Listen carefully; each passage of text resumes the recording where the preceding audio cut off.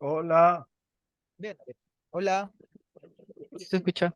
sí, sí se escucha. Ah, chévere. Hola, Anabela, los tiempos. Hola, Hola, ¿qué tal, Anabela? ¿qué tal? Bueno, por acá estamos. Vamos a ver si se animan los otros compas. Qué bueno verlos de todo corazón en estos tiempos tan complejos, tan difíciles. Y ya, nos toca reflexionar sobre lo que pueda pasar el día domingo en un mundo que también está convulsionado por todo lo que sucede. Y bueno, por lo menos en lo particular, tratemos de hablar de Ecuador porque el otro tema es para hablar no una, dos, sino 3000 horas, ¿no? En todo caso, ojalá que en algún momento se entienda que hay un pueblo que tiene derecho a existir. Por algo esa bandera siempre está ahí. César, buenas noches. Anabela, buenas noches. El primer elemento, o sea, eh, ¿quién quiere ser presidente en estas circunstancias? Anabela, ¿nos puedes ayudar con esa respuesta? ¿Quién quiere ser presidente? Nadie. Quien tenga sus intereses fijos, quien quiera hacer una carrera para futuro, difícil ahorita. O sea, se puede resolver, se puede hacer, no es que no, con una muy buena gestión se puede trabajar y se puede hacer cambios, pero sí es complejo ingresar en este momento. Perfecto, muy bien, Anabela. César, la misma pregunta. ¿Quién quiere ser presidente en esta circunstancia? Para Anabela es difícil, pero es posible si es que hay una planificación. ¿Cuál es tu lectura? ¿Qué tal? Bueno, es que yo antes de la primera vuelta tenía una lectura de quienes me daban eh, una idea clara de por qué querían ser presidentes. Entonces, Ya, la coyuntura del asesinato de Villavicencio y todo eso pues produjo que estemos con estos participantes en segunda vuelta. Fijo que iba a estar Luisa González, pero lo de Daniel Noboa, no me gusta decir que, que fue una sorpresa, porque realmente la voluntad popular nunca habría sido una sorpresa para nadie, especialmente para los comunicadores, claro. ¿no? Sí, 30 años escuchando, es que fue una sorpresa. No, no es sorpresa, o sea, la gente decidió simplemente de una forma que los comunicadores no pudieron anticipar o que no admitían. Eh, entonces veo ahí una serie de cosas. Entonces, yo no entiendo, puedo ver que hay intereses seguramente de parte no de Daniel Noboa como tal, sino de todo el entramado de poder que hay alrededor de él, de Claro. poder económico, empresarial. Y creo que ellos tienen una agenda, deben tenerla. Pero Daniel Noboa como tal nunca me dio una lectura de que por qué quería ser presidente. Entiendo el proceso de la Revolución Ciudadana, que va atrás consolidar o reconsolidar un proceso que se vio interrumpido y que bien o mal tienen una experiencia en administración pública que podría garantizar eh, una estabilidad en el mediano plazo.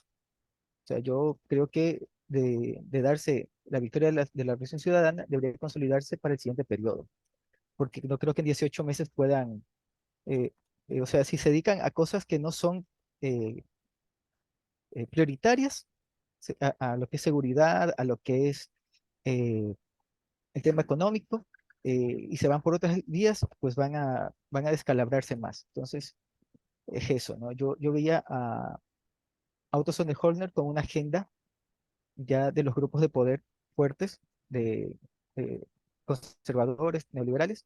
También lo veía a Jan Topic con una agenda, es así, súper inmediata, pero de ahí el resto de candidatos, incluso ni siquiera a Fernando Villavicencio, yo lo veía como alguien que de haber tenido, de tener una oportunidad iba a llegar a orquestar una venganza, una cacería de brujas.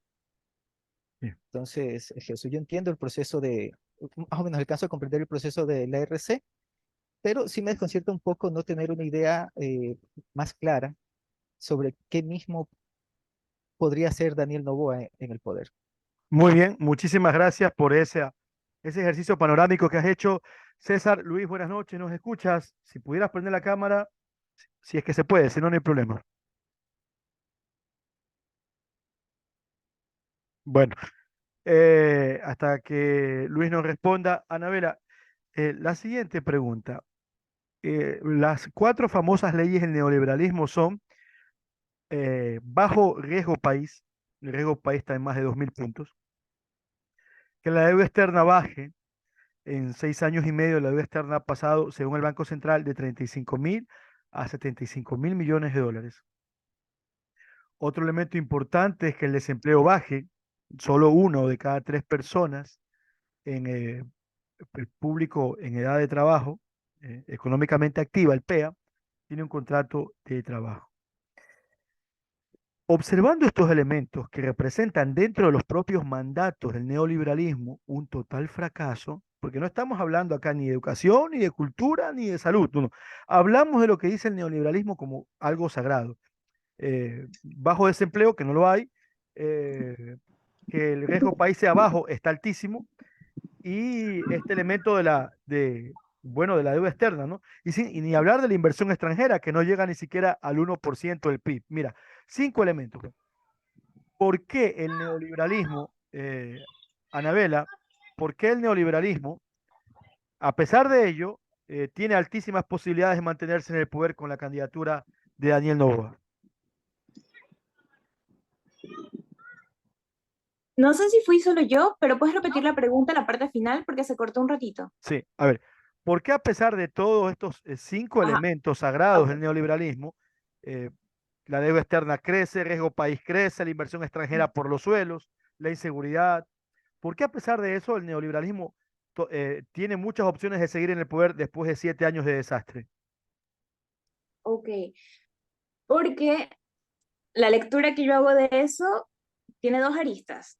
Lo primero porque tenemos un cuco sentenciado, y clarísimo que se ha mediatizado desde hace tiempo y desde el mismo hecho de que estaba en el mandato, que no importa partido, no importa este movimiento político, etcétera, es el villano al cual todos tenemos que unirnos para detener y que no regrese. Entonces esa es la narrativa general. Y se ha mantenido en los dos últimos gobiernos, y esa misma narrativa se viralizó frente a todos. Primer punto, el cuco.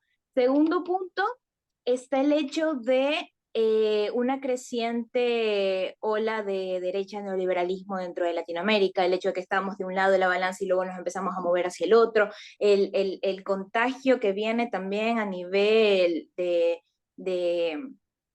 lo internacional, que hace que a la vez, mientras uno está en un área determinada, una manchita blanca, la manchita blanca se empieza a expresar, y luego todos nos pintamos de un mismo color, que tiende a ocurrir dentro de nuestro continente, de nuestra área suramericana.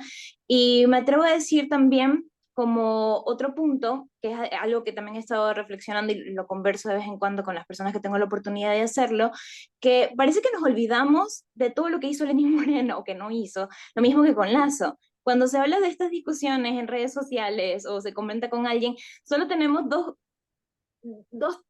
aristas, ¿no? El hecho de o está Correa y los candidatos de ahora. Es como que la gente en el centro, lo que ocurrió en el paro nacional, lo que pasó ahí en todos estos años que son Pandemia. hitos importantes tantísimos y que no deberían ser olvidados, como que pasan por alto, como, ya sí, efectos nomás o cosas que ocurrían, pero la importancia de los agentes que estaban y que propiciaron que estas cosas ocurriesen es como que nunca tuvieron consecuencias o fueron realmente sentenciados frente a las barbaridades que hicieron. Y el hecho de no medir que esas barbaridades fueron realizadas desde una línea del intento de neoliberalismo dentro del Ecuador nos hace también quererlo de regreso, que sería con Daniel Noboa, con algún otro candidato de esta línea. Lazo no hizo nada y se quiere seguir quizás en la nada, de alguna forma.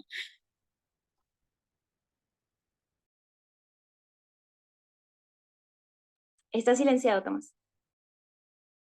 Bueno, la nada es una complejidad porque Lazo sí está haciendo bastantes cosas, dejando un país con una deuda externa de casi el 80% de su Producto Interno Bruto, una inversión extranjera que cada vez baja más. y es un infierno lo que es este país. No sé si Luis, ya nos estás escuchando. Luis, bueno, ahí en todo caso, Luis, me avisas por el chat, ya sea de aquí o de WhatsApp.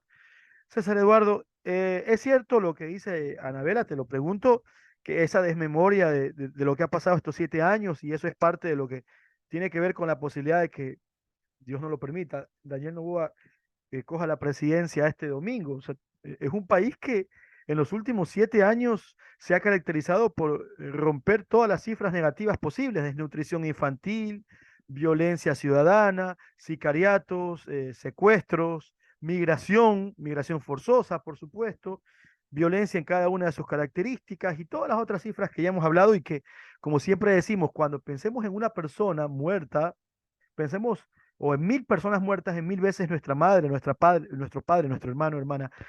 César Eduardo, ¿es la desmemoria un eje fundamental para que Daniel Noboa tenga una mínima posibilidad? Peor todavía luego de que en el debate, sin duda alguna, no le fue tan bien. ¿Qué tal? Ah, yo no creo que, o sea, sí, sí creo que el tema de la desmemoria le juega mucho a América Latina, pero siempre hay algo con respecto a la reflexión del votante promedio. Lo que pasa es que ese votante promedio hoy en día ya tiene más de 60 años. Ya algunos han alcanzado los 65 y ya el voto es optativo para ellos.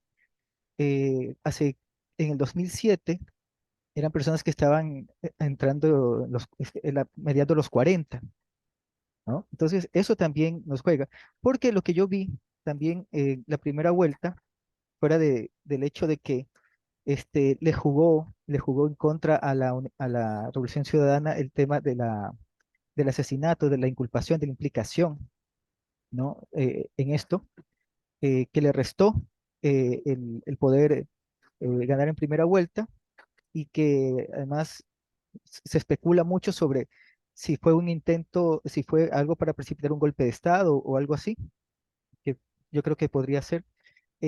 Tenemos nuevos votantes y yo le dije a alguien, ¿no? Que aquí hay un voto con mucha novelería, como lo vi en los 90, como los vi en los 2000 también. Y él me dijo que no le falta el respeto a los votantes. La verdad es que no lo dije con esa intención. Pero ese voto novelero eh, va de la mano de gente joven que tiene otras dinámicas de comunicación y que no es que tengan una desmemoria, sino que tienen una memoria construida a partir de cómo se ha manipulado la información con respecto a ese proceso.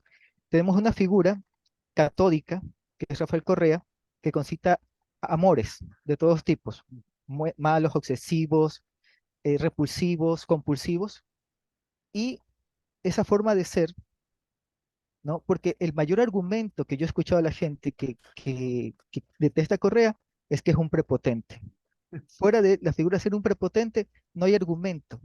No hay argumento, no sabe, reconocen cosas, reconocen obras, reconocen procesos. Pero eso, y eso es de lo que se han aprovechado los medios convencionales o tradicionales para seguir dándole con esto, ¿no? Dándole con esto y crear ese cuco del que habla Anabela. Ese es el cuco. Ese es el cuco de la prepotencia, el cuco del mandamás, que no es el mandamás que les gusta, es otro tipo de mandamás, es un mandamás que mira hacia otro lado, que trabaja para otro grupo. ¿Ya? Si fuese un mandamás como Nebo que trabaje para ellos, sería diferente. Nebo estuvo 30 años en la alcaldía y era un cuco también. Perfecto. Era un cuco también. Entonces, yo creo que la Ujú. cosa va por ahí, en esta construcción. Y eso es lo que permite invisibilizar eh, todas las cosas que no se han hecho y que sí se han hecho en los gobiernos de Moreno y de Lazo. Y he visto, he escuchado gente que, para no decir que Moreno fue un mal presidente, que no hizo cosas, le suman el periodo de Moreno al periodo de Correa. Dicen, fueron 14 años de Aunque Revolución me Ciudadana. parece que eso igual es un relato que ya de a poco se va desmoronando porque ni siquiera ellos mismos lo usan. No, claro, pero el hecho es que es fácil hacer mutis totalmente y, y no decir nada con respecto a Lazo. con todo esto encima. ¿Ya? De no ser por el auge en estos 5 años de los medios alternativos en redes, de los podcasts, de los programas de análisis, tanto de un lado, de una tendencia para la otra, hay gente que no tendría una lectura clara. El problema es que la mayoría de los votantes no consumen estos medios y sus lecturas son las lecturas tergiversadas que imponen medios ya hegemónicos como Ecuavisa, Teleamazonas, El Universo, Expreso y otros medios Ca- por el estilo. que cada vez tiene menos rating en todo caso, ¿eh? Ojo con que eso sería un fenómeno también para analizar. Luis, ¿me avisas? Yo ya te escuché el micrófono. No sé si cómo estás con la cámara, porque quisiera hacerte una pregunta, aprovechando tu experiencia de casi 30 años en medios de comunicación. Bueno, en todo caso, yo quería, Luis, ¿qué tal? Un gustazo. No sé si puedes habilitar tu micrófono. A ver, Ya, ¿me escuchas? te escucho perfectamente. Una pregunta muy concreta, Luis. Eh, Antes de las elecciones seccionales y de la consulta popular de febrero de este año, todas las encuestas prestigiosas indicaban que ganaba el sí en la consulta y ganaban todos los alcaldes y prefectos no correístas 60-40, pero pasó estrictamente a la inversa. Puede ser que se siga sin observar lo que antes se llamaba voto vergonzoso, pero yo ahora le llamo voto miedoso. O sea, yo tengo miedo de decir que voy a votar por Luisa porque las muy izquierdistas hermanas mías me caen encima y el muy izquierdista padre y madre mía me caen encima. Luis Antonio, ¿podrá haber la posibilidad mediática de que los medios de comunicación tradicionales y los nuevos estén escondiendo o no estén observando ese fenómeno que pasó en febrero de este año? Te escuchamos. Eh, yo creo que por esa parte hay tal vez quizá fallo en encuestas. Yo creo que por la experiencia que tengo en esto, que no existe una metodología, y es más en el mundo, si te das cuenta, que las encuestas son engañosas, porque acuérdate del Brexit, se decía que iba a perder el Brexit. Acuérdate de Trump, se decía que Trump nunca iba a llegar a presidente, y pasó todo lo contrario. Yo creo que nos gusta engañarnos con las encuestas y pensar que es una realidad tangible. Por ahí podría ser la cosa. En cuanto a Ecuador, si está peleado, no sé hasta qué, no sé si en verdad es así, si en verdad está peleado, si está el 50-50 que dicen, que unos están más, que otros están menos. Yo he participado también en campañas, como aparte de trabajar en televisión, he participado en campañas políticas también. Y, y una cosa es lo que te pintan y otra cosa es la realidad cuando uno se da cuenta, cuando ya llega el momento de la votación, se da cuenta que todo es distinto. Los seres humanos nos gusta contarnos historias y creérnoslas. Lo peor es que no la creemos. ¿Qué va a pasar este domingo? No sé, no sé, o sea, me gustaría que gane Luisa, ¿no? Pero no sé, o sea, en las calles algo que es importante es el boca a boca, o sea, salir y preguntarle a la gente, a hablar con los taxistas. El taxista es un buen termómetro. Hablar con gente de diversos estratos sociales, a ver cómo están. También hay que ver cómo está dividida la sociedad, pues, ¿no? Según eso, hablar con cierta cantidad de gente de tal estrato social para ver por dónde va la cosa. O sea, qué irá a pasar este fin de semana, no sé. También hay que ver, esa es por la parte legal, digamos, que en una elección. Pero también viene la parte de lo que puede pasar en el CNE, la posibilidad de maniobra que tienen ellos, los medios, la historia que cuenten y cómo la cuenten. Acuérdense que el RC5 no maneja los medios. RC5 cuando los entrevistan en los medios lo que hacen es atacarlos. Ellos salen en los medios gracias al internet, se han mantenido vigentes y pueden implantar su discurso, Su pero narrativa. en los medios tradicionales no lo van a hacer. En los medios tradicionales están diciendo que poco más faltó decir otro día que Correa era el que había mandado matar directamente a Villavicencio y que mandó matar a los 6 personas estas que mataron en la cárcel. Muy bien, Luis. Muchas gracias, Luis. Damos la bienvenida a Daniel Montejo, que ojalá puedas prender la cámara, Daniel. Y Luis, un ratito, si podrías silenciar tu micrófono, porque bueno, Daniel en el chat es alguien que que se reconoce y se identifica, tiene su derecho, por una visión más cercana al neoliberalismo. Daniel, por lo menos confírmame que me escuchas para hacerte una pregunta. Tomás, si Hola. puedes silenciar tú mi micrófono, por favor, es que Ah, no sé ya, qué le pasa a sí, mi sí. teléfono, está Está medio bien, está bien. desconfigurado.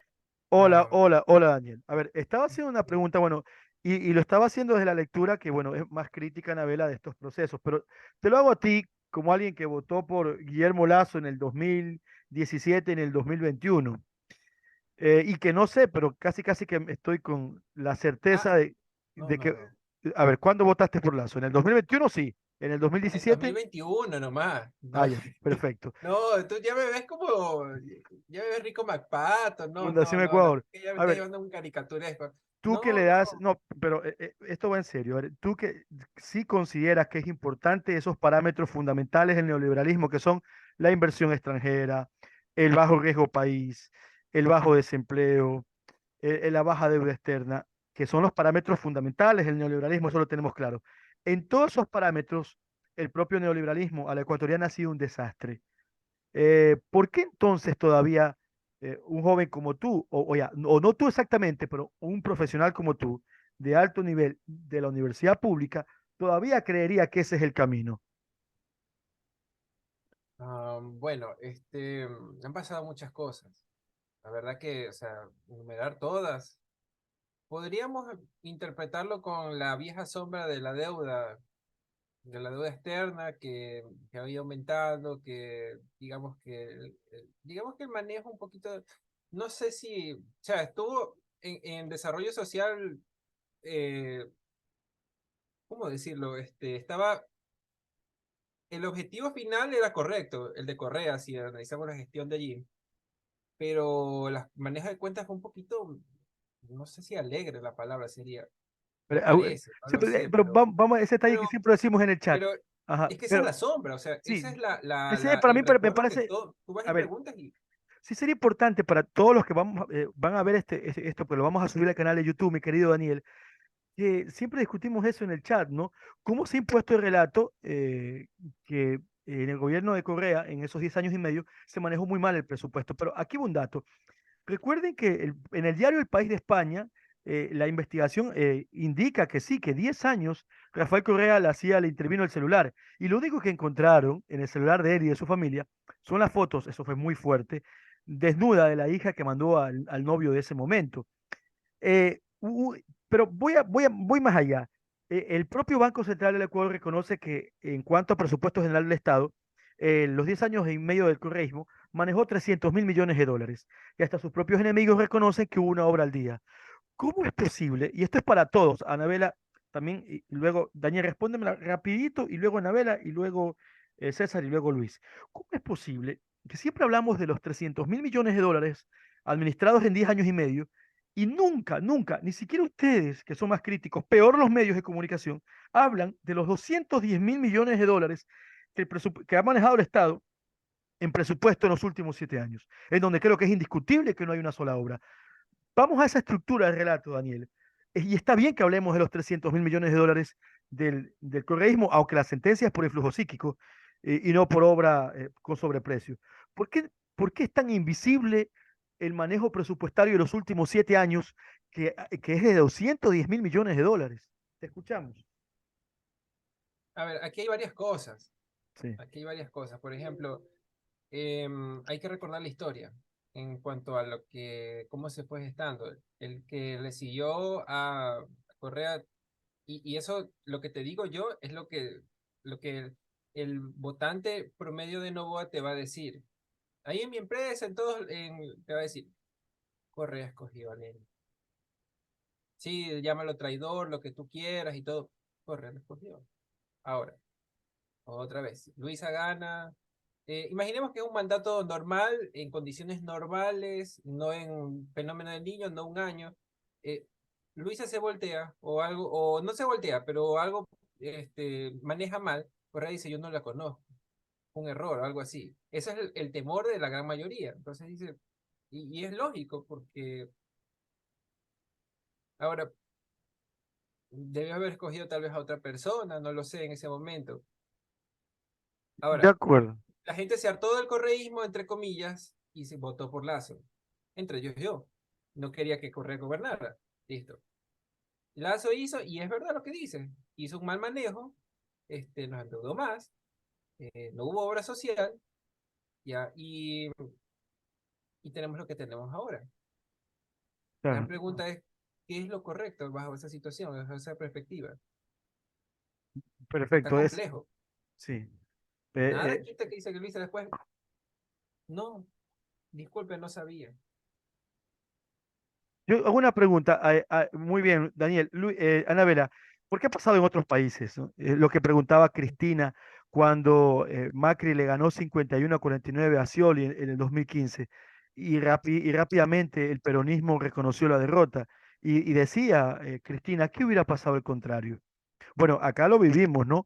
Lazo le ganó 52-48 a Arauz y la Revolución Ciudadana inmediatamente reconoció la derrota. En cambio, Lenín Moreno le ganó 51-49 a Lazo y Lazo quiso incendiar Quito durante un mes. Anabela, el domingo, donde gana Luisa 51-49, 52-48, ¿habrá aprendido la lección el neoliberalismo? ¿Reconocerá prontamente o seguirá con las famosas mañas de que el CNE es correísta a pesar de que nunca, nunca permitieron bueno, en fin, ¿no? Que hay algunas cosas para observar que el CNE, y ni hablar de Enrique Pita, son correístas? Te escuchamos, Anabela. ¿Aceptará el neoliberalismo en este país una derrota 51-49, 52-48 rápidamente? Así como lo planteas, no, no, no, no, no creo que haya una aceptación inmediata y en general. Es decir, dentro de la lectura general,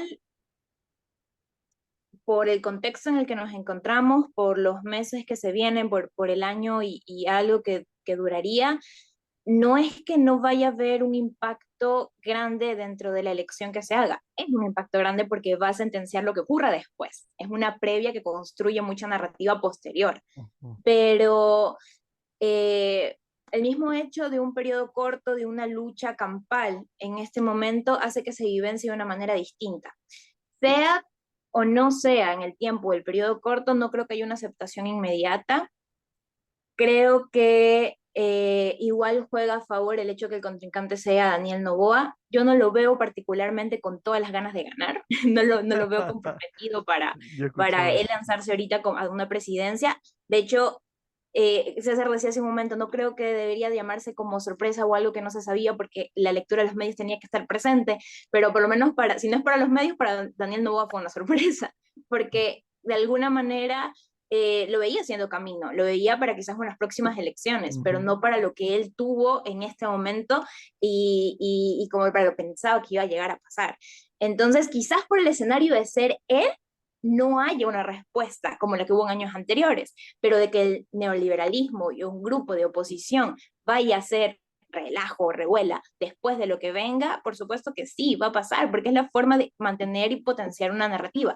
Ahora, quería mencionar algo que Daniel decía, que me resonó mucho, te digo rapidito, y es este temor de que Luisa en algún momento también se dé la contraria, ¿no? Que se haga un Lenin 2.0. En este caso, mi mayor terror es que, de hecho, y lo que me ha hecho dudar mucho tiempo, es que Luisa no tenga la fuerza de mantenerse, más que de una traición, es de un control total por parte de su asesor, de su grupo, de que un líder o una lideresa debe mostrar esta fuerza. Y aunque ella lo ha intentado en numerosas ocasiones, dentro de la manera de mostrarse, no, yo particularmente, no termino de creerlo. Entonces mi miedo sería lo contrario, más que una traición que amerita una total decisión, sería la falta de decisión la que me asusta por parte de Luisa. Muchísimas gracias. Interesante esos dos puntos, ¿no? Una teoría que sí se huele por el ambiente analista de nosotros, nosotras, la clase media, baja, profesional, asalariada y no asalariada muchas veces, o a cada rato recortado el sueldo. César, tengo una pregunta y quisiera que también la misma la responda Luis Burgeles. No pocas voces consideramos, y no porque yo también lo piense, sino porque lo he hablado con mucha gente de que si el correísmo pierde por segunda vez una segunda vuelta electoral, van a hacer lo imposible para que se cumpla el sueño del perverso Alberto Dajic de que de que sea completamente prohibido el movimiento correísta, no dejarlo participar nunca más, proscribirlo. César Eduardo, ¿es posible eso? Y si eso es posible, ¿qué hacer para que la ciudadanía se active y logre luchar contra ese atentado a la propia institucionalidad burguesa, ¿no? Te escuchamos, César. Bueno, lo que pasa es que eh, tendrían que hacer un tipo de reforma al Código de la Democracia, quizás constitucional, para que eso sea posible no solo con el correísmo o con la Revolución Ciudadana, sino con cualquier movimiento político. Un movimiento que llega a 3 elecciones sucesivas a segunda vuelta, no Bueno, es factible más. de que prescriba o más. Entonces, además que tiene una alta votación a nivel provincial y a nivel seccional. Entonces, eso es como un sueño, es un pajazo onírico, disculpen la expresión, pero legalmente no hay las condiciones. Tendría que pasar lo mismo que ocurrió con el PRE, ¿no? Que eventualmente se quedó sin un universo de votantes representativos según la ley. Entonces, quizás esa proscripción pueda ser simbólica, pero para que funcione tiene que ser aupada por los medios y por instituciones como las universidades y las filtraciones en los niveles de educación media, ¿no? Bachillerato y todo eso. Yo creo que a nivel simbólico, esa fantasía puede darse, puede gestarse. Es más, están trabajando en eso desde el día 1, desde el 24, no, no el 24, desde el 10 de agosto del 2007. O sea, eso es un trabajo constante Sí, y lo están haciendo. Afortunadamente hay una base sólida de militancia que se ha mantenido en estos años, en estos 14 años, y que es lo que va a sostener al movimiento durante los próximos 10 años, hasta las siguientes 2 elecciones. Entonces, yo creo que la lectura, ese es el problema, que aunque no querramos, la agenda nos la siguen marcando los medios convencionales y que son los portavoces de de las oligarquías, de los grupos de poder. ¿Por qué? Porque me parece inaudito que en estas últimas 3 semanas se haya sacado del debate, del contexto, al narcotráfico, que la delincuencia organizada es uno de los grandes beneficiarios de los 2 últimos mandatos. Cuando se pregunta qué pasa con estos 210.000 millones de dólares, como dice el elagio de la novela negra, sigue la ruta del dinero, sigue el dinero y vas a encontrar la respuesta, ¿no? El hecho de que en estos 2 años el decomiso de droga, de cocaína y de otras sustancias se haya incrementado y que sean las cifras con las que Lazo se banderea por el mundo, no es sintomático de una buena gestión, es sintomático de una alta penetración del crimen organizado, ¿no? Y hay que ver cómo se mueve el dinero y cómo se llega. ¿Dónde se encontraron las mayores capturas de decomisos de droga? En Europa, en Bélgica, en Hamburgo, en Ámsterdam, en contenedores de banano, así es. ¿ya? Entonces, a mí o sea, en el 2000 yo veía un crecimiento económico, veía que la gente se compraba sus carros para salir a trabajar, construía sus casas, y lo entendía porque había un movimiento de dinero que traían los migrantes. En estos 7 años se están construyendo centros comerciales, se están construyendo obras muertas, privadas, y nadie dice nada. O sea, Sí. en el Un Ecuador dato se importante, César, para lo que estás diciendo. Guayaquil es la ciudad con más centros comerciales por habitante de todo Iberoamérica. Sí. exacto. Entonces, aquí se está lavando dinero que da miedo. 10% del ¿Sí? Producto Interno Bruto, según cifras del CIESPAL. ¿Ya? Y que eso no esté en la Muchísimo. conversación, que eso no esté en el debate, que no le digamos a Daniel Noboa eh, cómo va a sanear la figura o la exportación del banano, no sus empresas, ante la comunidad internacional, porque esto lo implica a usted, ya que usted es el heredero de este negocio. Muy bien, muy bien. Muchas gracias, Gabriela, por presentarte. Ojalá que puedas prender la cámara. Luis, yo tengo una pregunta. A ver, nunca antes en la historia de este país se le ha cobrado tanto impuesto a la clase media, porque los 10 años del correísmo se concentró en cobrarle impuestos Eso está por números a la clase alta. En la actualidad, la clase media paga exactamente 18.500 millones de dólares de los 20.000 millones de dólares. Y justo se nos fue Luis, pero bueno, ya está escuchando la pregunta Daniel.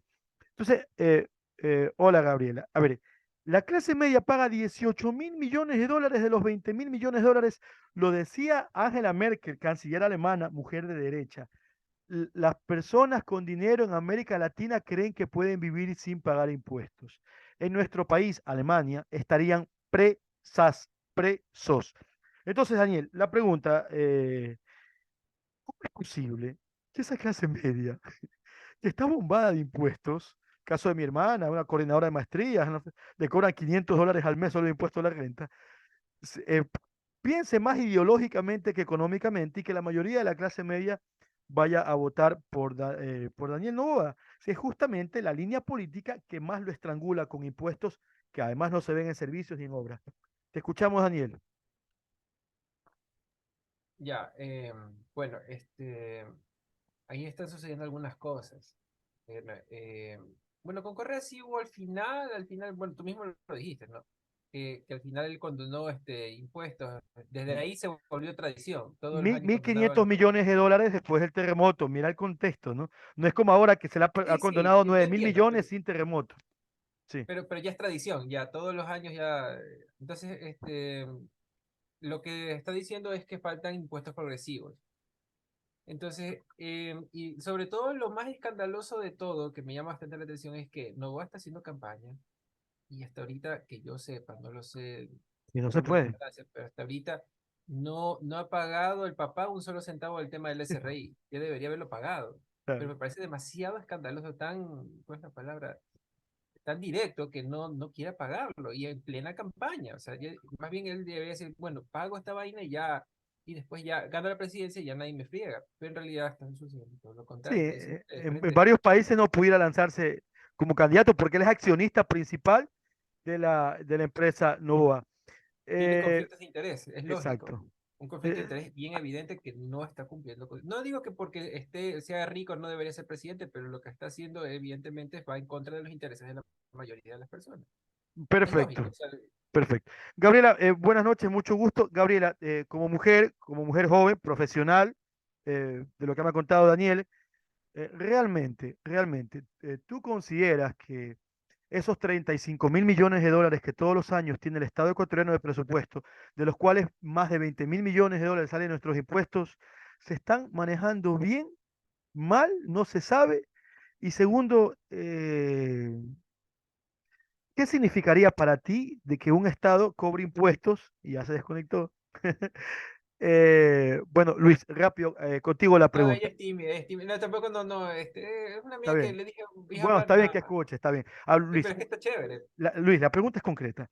¿Por qué la clase media piensa más en ideología que en su propio bolsillo? Pareciera una locura. No sé si es ideología, verdaderamente. Quizá la respuesta puede estar en, hace años, me acuerdo, yo leí, no me acuerdo qué libro fue, pero era de Agustín Cueva, el primer sociólogo ecuatoriano, y él hablaba de los criollos en América, en la América hispana, y hablaba de un complejo que había de los criollos en la América hispana, que bien puede explicar esto, y que para mí me lo explica perfectamente. Era el criollo que se creía español, pero al llegar a España lo veían, para los españoles era un indio más.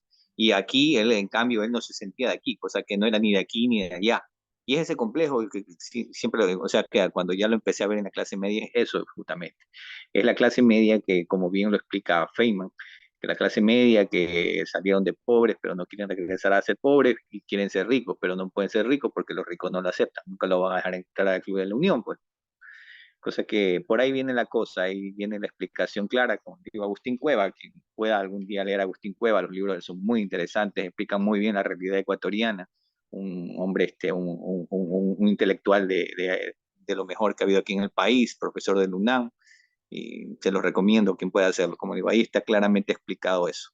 Muy bien, Agustín Cueva y también nuestro gran filósofo Echeverría, Bolívar Echeverría, son dos referentes y creo que son mucho más queridos, Luis, en México que en Ecuador. Bueno, Exacto, aquí no lo normal, conoce, aquí no sí, lo conoce. Claro, uno lo conoce porque, bueno, toda la labor docente, pero es verdad que es muy difícil que se haya leído Agustín Cueva. Anabela, eh, ¿por qué? No sé, dime si es mi impresión, que el ecuatoriano o ecuatoriana cuando va a votar tiene una relación de abstraerse de todo lo que le rodea, de que se olvida quizá que tiene a 4 familiares que se fueron de migrantes en estos últimos 7 años, de que esa persona que va a votar lleva 3 años sin salir o 4 por la pandemia después de las 7 de la noche por el miedo, que tiene un tío o un padrastro que lo están vacunando. Eh, ¿Por qué el ecuatoriano o ecuatoriana, no, dime si estoy mal, se llega a abstraer, se llega a olvidar de esas cosas al momento de votar?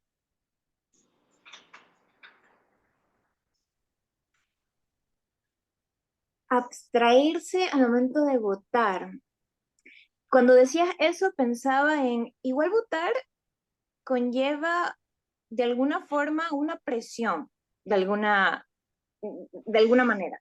Cuando digo presión, porque es un ejercicio democrático, en este caso no voluntario, sino generalizado, un ejercicio donde lo que yo digo funciona de dos formas, ¿no? Lo que yo digo puede contribuir a que el resto se salve o lo que yo digo puede contribuir a que el resto se vaya a la basura. Entonces, sea como sea, si yo estoy en una situación de presión o me la tomo muy en serio o no la vislumbro. Y al final del día, utilizando la palabra que tú proponías, me abstraigo y ¿sabes qué? No pienso en eso, porque al final el ejercicio no va a servir para nada o al final del día no quiero pensar que vaya a servir para algo porque va a ser mucha presión para mí. Cuando lo mencionas de esa manera fue lo primero que pensé. Ahora, hay un olvido de las cosas que pasan, pero no creo que haya un olvido de mis propias necesidades. Porque cuando yo tengo una necesidad propia, digamos, tengo que comer en la mañana siguiente, no se me va a olvidar el hambre, no se me puede olvidar que tengo que ingresarle algo a mi estómago.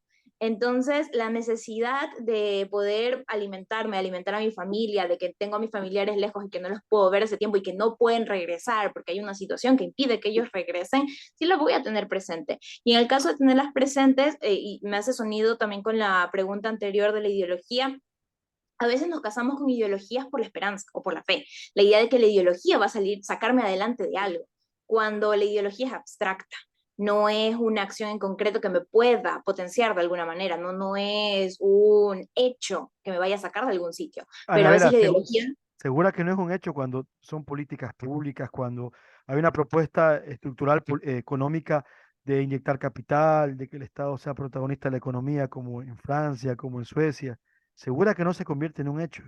La ideología por sí sola, como pensamiento, si se queda solo en conversación, no es un hecho. La ideología tangible, cuando yo la llevo a cabo y tengo toda la proposición de políticas públicas, viene a ser diferente, pero que tanto de la ideología que hemos manejado nosotros llega a ser práctica o llega a ser un hecho. Entonces, que tanto de la ideología de la que se habla o cuando yo voy a votar la tengo como una realidad. Entonces, ahí llega el juego. Puedo casarme yo con una ideología, pero no sé si va a ser concreta o si va a ser operativa. Perfecto. Muchísimas gracias. César Eduardo, una pregunta. Eh, ¿Realmente el próximo año es un año complejo? Se asume que va a venir el fenómeno del niño, en el mejor de los casos, como una fuerte temporada invernal. Y las temporadas invernales chiquitas y medianas ya generan mucho daño. Además de ello, hay que pagar 6.000 millones de dólares de capital de deuda externa. Eh, ¿Es posible entonces que ninguno de los candidatos quiera ganar? Así como una cuestión casi conspiranoica.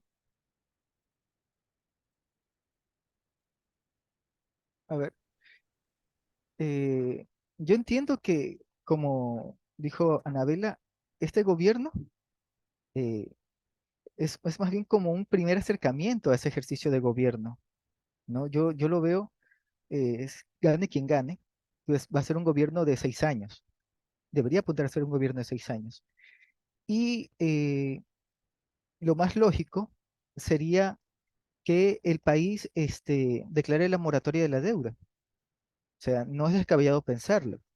Yo crecí escuchando este tipo de propuestas y siempre, claro, eh, este, la gente, los que manejaban Banco Central, los ministros, Carlos Julio Manuel, Dají, etcétera, se caían para atrás, se rasgaban las vestiduras, que cómo se va a pedir la moratoria de la deuda y todo esto. Y finalmente, un ejercicio práctico y de voluntad política demostró que sí se puede, que es legítimo, que es moral, pedir una moratoria si necesitas ese dinero para solventar los problemas prioritarios de desarrollo y también las emergencias.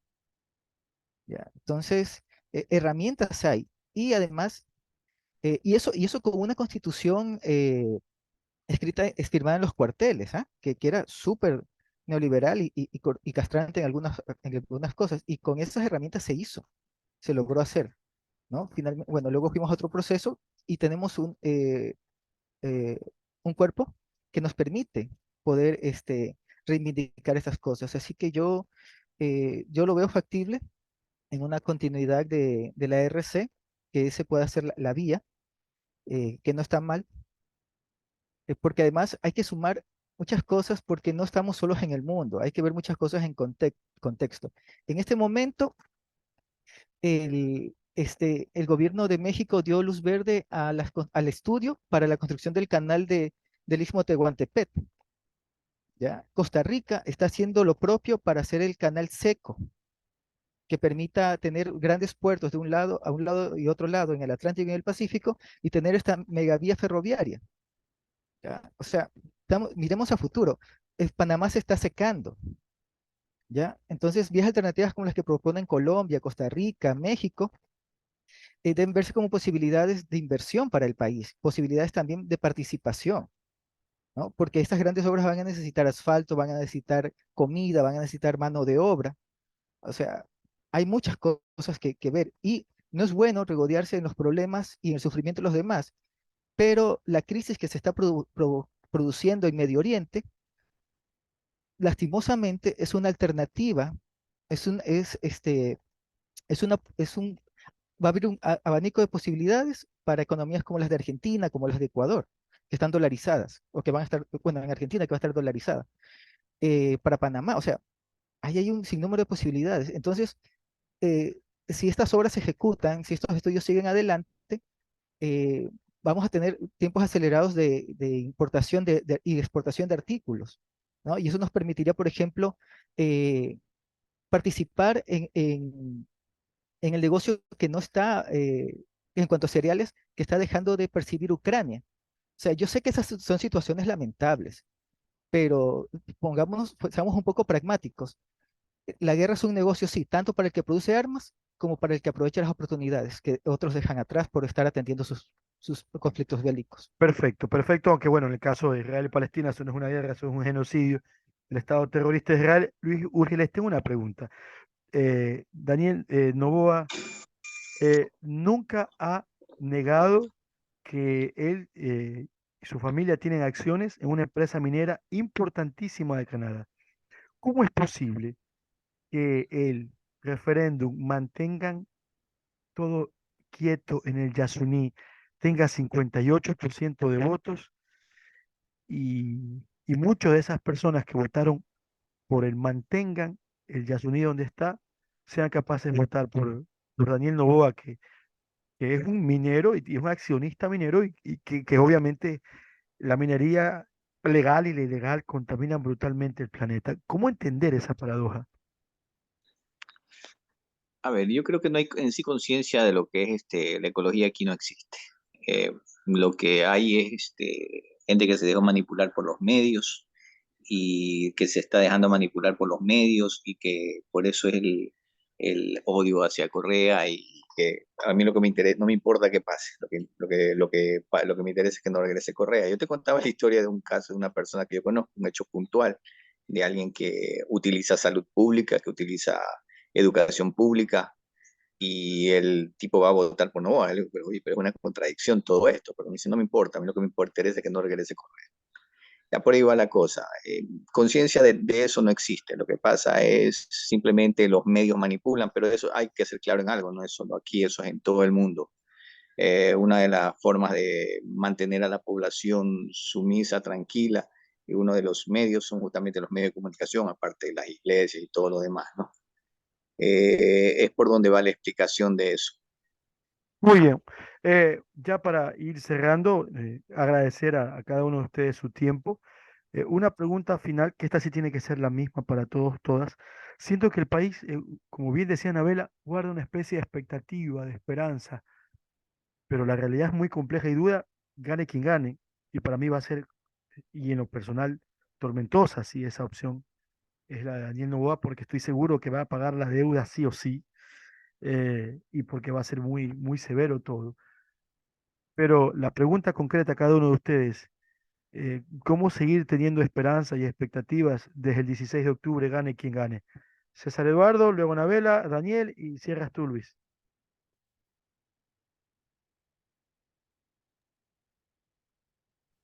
Ok, yo creo que lo que hemos hecho en los últimos 7 años y que es jugarnos las cartas del día a día. Es decir, Tomás, tú lo sabes. No, nos criamos en los 80, fuimos adolescentes en los 90 y para nosotros aspirar a tener una educación universitaria era casi una utopía. O sea, salías y te las arreglabas. Ujú. Yo mismo aplacé eso durante 15 años hasta que se abrió la Universidad Pública de las Artes. Y eso, jugándonos el día a día y perseverando, persistiendo y continuando con la lucha, diciéndole a nuestros hijos, a nuestros amigos, a nuestros familiares. Por ejemplo, mi madre, que no votó en la primera vuelta porque ya tiene 65 años y ella quiere vivir esta etapa de la vida con los beneficios propios que da el Estado, va a salir a votar este domingo.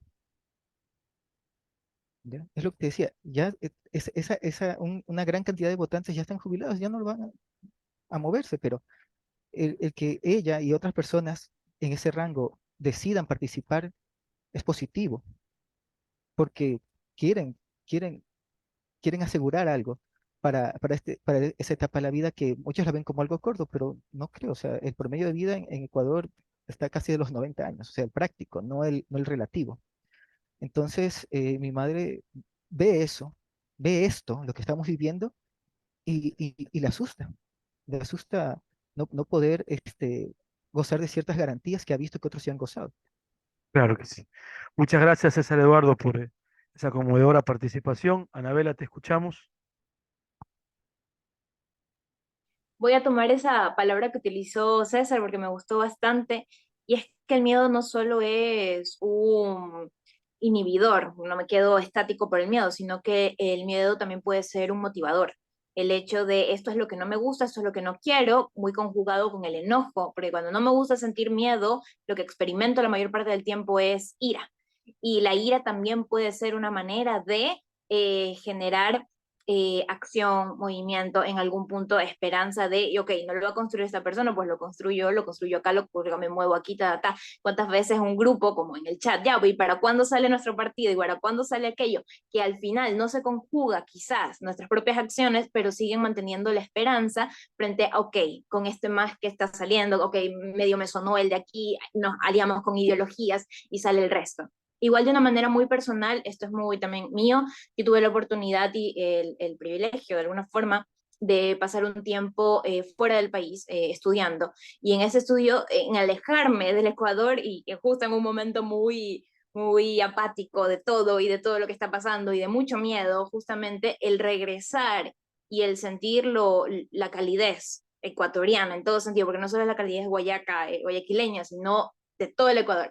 Volver a sentir esa calidez acá, ¿cómo no va a ser esperanzador si sabes que el ecuatoriano tiene eso dentro? Entonces, creo que eso es lo que nos mueve, sangre.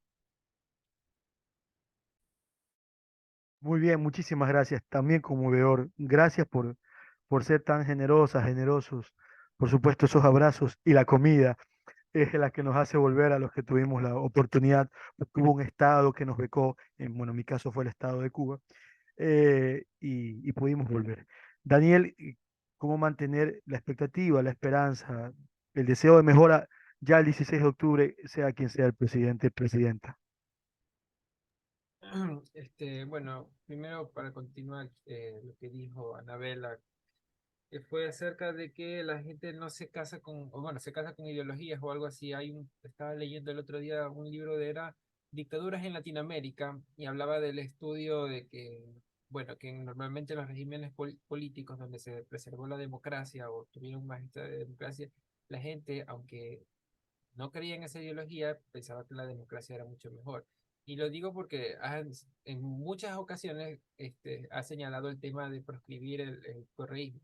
Si se proscribe el correísmo como tal, para mí es una pérdida grave para la democracia como tal, porque es una ideología política que tiene todo el derecho, no es extremista, es una ideología política, o sea, simplemente es, y también es peligroso porque a ojos públicos quedaría, ¿cómo explico? O sea, sería, estaría a entender que es una dictadura. Ujú. Ahora, volviendo al tema de acá, sobre qué podría pasar, yo creo que Novoa o aquí alguien acá, o mejor dicho, la presidencia, la palabra correcta sería que el sillón presidencial ahorita está envenenado. Está envenenado. El que caiga allí pierde y el siguiente, en la siguiente elección, puede recoger lo que perdió el otro. Porque viene el fenómeno del niño, lo que tú mismo dijiste, ya he venido diciendo, el fenómeno del niño y El el tema pago de la crisis carcelaria. Van a culpar al que estuvo un añito ahí en la presidencia, es lo que va a pasar. Entonces, a Novoa le conviene perder. No, no, no, no, el correísmo más bien le convendría ganar. Ya te digo, creo que ahí el que sea presidente va a perder allí. Es un año se va a perder, o sea, es un suicidio político. muy bien, muy interesante lo que dice Daniel. Que no existen las condiciones mínimas para tener un gobierno exitoso en la mirada de Daniel. Luis, bueno, el domingo máximo 11 de la noche esto se acaba. ¿Cómo sostener la esperanza, la expectativa, el deseo, el anhelo de que este país no se siga yendo al despeñadero? Te escuchamos y luego cerramos. Bueno, yo creo que aquí el pesimista voy a ser yo. Aquí hay una variable enorme que no había en el 2000, que es la inseguridad. Esto no tiene precedentes y hay algo que yo veo en todas las clases sociales. Lo escucho siempre. Me largo de aquí. En todas clases sociales, escuchan la clase media alta. Aquí no hay, aquí no hay en este país. Me largo donde sea. Y he escuchado gente que aquí tiene empresas que vive en San Borondón, en lugares caros, que dicen, estoy aprendiendo a soldar para irme a Canadá. Ya. Eso yo no lo escuchaba en el 2000. Esa es una variable muy grande y no lo he escuchado de uno, lo he escuchado en una reunión que estuve la otra vez con varias personas que decían eso, que querían irse a Estados Unidos a trabajar de asistente dental, un tipo que vive así mismo, que tiene un nivel de vida muy parecido. Ya, en el 2000 se iba la gente que no tenía recursos, ahorita se va el que no tiene recursos y el que tiene recursos, pero dice, aquí me pueden matar, me pueden secuestrar, mis hijos no pueden salir a un parque, me voy. Ya, eso es algo muy importante que hay que tenerlo en cuenta. Ya, antes se iba el que no tenía recursos, ahorita se van, todos se quieren ir. Ya, y hay algo muy importante también, estamos en un contexto mundial totalmente distinto, este mundo cambia, pero al mes siguiente es otra cosa. Estamos peleando algo más fuerte encima. Ahorita es la hegemonía China, Estados Unidos, y nos toca a nosotros estar en la mitad de esto.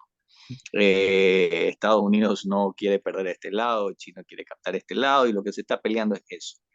Esperemos que la esperanza se pueda mantener, que haya mejores días para este país, pero créeme, cuando yo estoy escuchando eso, tengo amigos en todas las clases sociales, voy a reuniones en distintos lados, y en el 2000 yo no escuché que la clase media alta se quisiera ir.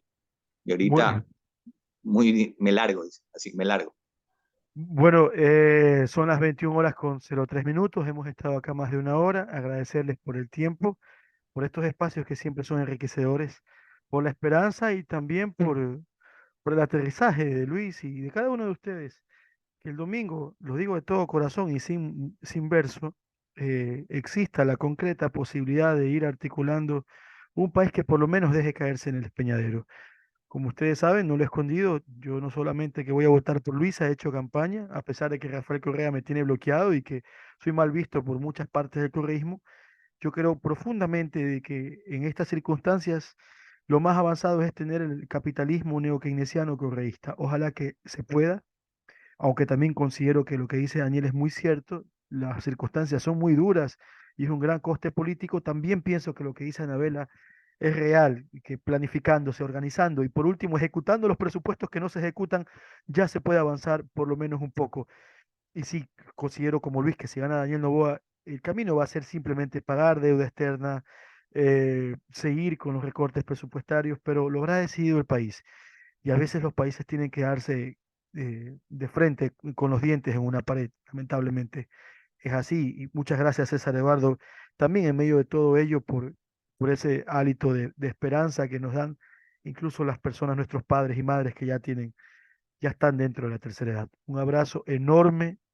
Les comprometo para vernos, quizás no la próxima semana, pero bueno, hay que reflexionar porque el domingo creo que va a ser un día histórico. Para bien o para mal va a ser un día histórico. Un abrazo enorme, ¿sí? Se los quiere mucho. Chao.